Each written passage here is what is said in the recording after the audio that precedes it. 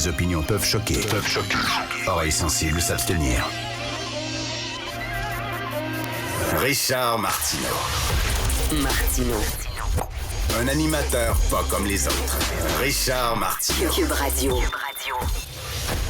Bonjour, bon vendredi. Merci d'écouter Cube Radio. C'est ma dernière de la saison. Je vais revenir en septembre. Content de prendre des vacances, mais en même temps, je vous le dis, je vais m'ennuyer. Je vais m'ennuyer du micro parce que j'ai du fun à faire cette émission-là. Je suis entouré de gens tripants et donc je vais avoir hâte de les retrouver en septembre. Vous savez, c'est quand la journée où j'ai commencé à me sentir vraiment bien dans ma peau. Ça prend du temps, là, dans une vie où là, tu dis, là, je suis bien. Ça a pris du temps. Je pense que rendu à mon âge vénérable, j'ai le droit de donner des conseils. J'ai commencé à me sentir bien dans ma peau le jour où j'ai dit « fuck it ».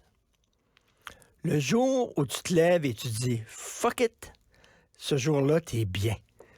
Parce que, tu sais, j'étais attaqué à droite et à gauche, ridiculisé. La soirée est encore jeune, Olivier Niquet. Puis tout ça, ces gens-là prennent plaisir à te ridiculiser, puis t'attaquer, puis tout ça. Puis toi, tu veux arrêter chaque personne et t'expliquer, et leur rendre, essayer de dire ils ont mal compris ou etc., puis les convaincre et tout ça. Et à un moment donné, tu te dis « fuck it ». Et savez-vous quoi? Je n'ai pas à m'excuser à penser comme je pense. Et peut-être qu'au coin de Rachel et Rachel, je suis très controversé. Mais lorsque je sors de la République indépendante du Plateau et que je me promène un peu partout au Québec, il y a beaucoup de gens qui viennent me voir. Merci de dire ce qu'on pense. Beaucoup de gens. Et c'est pour ça que je veux dire aujourd'hui aux gens, résistez. Résistez à la bêtise woke. À cette politique qui veut que si tu es un homme blanc de plus de 50 ans hétérosexuel, tu es responsable de tous les maux. C'est ridicule. Et là, c'est partout. Là, les gens vont dire « Ah, les woke, là, vous vous énervez pour rien, c'est une petite mode. » Puis tout ça. Non, ils sont dans les institutions. Christy, quasiment tous les jours. Je parlais cette semaine à un cinéaste qui a une grande feuille de route respectable, admirable, qui a fait beaucoup de films, des grands succès.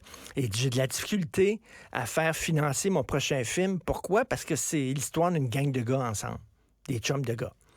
Puis on dit, des chums de gars, Alors, Sophie, ma douce, a écrit un texte sur le fond des médias.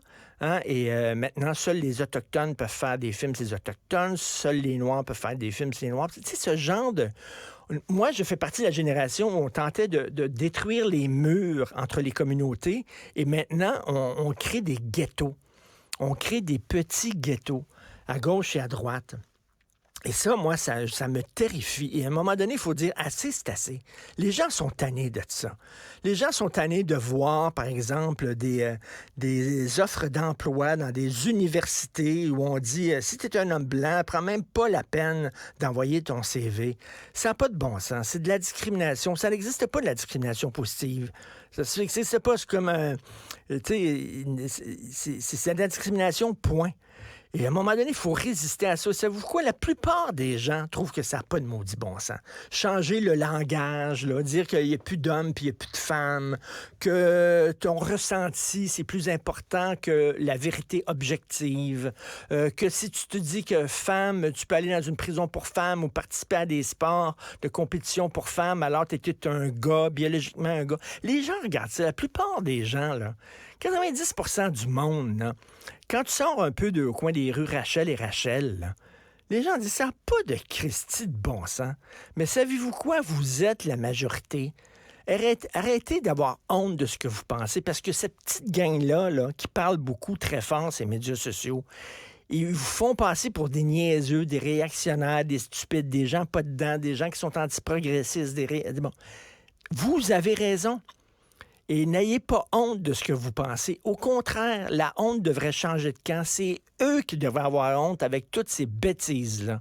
Et à un moment donné, il faut se tenir debout et dire, ça n'a pas de bon sens. On n'accepte pas ça. C'est ridicule. Alors voilà mon petit conseil pour cet été. Martino. L'opinion populaire.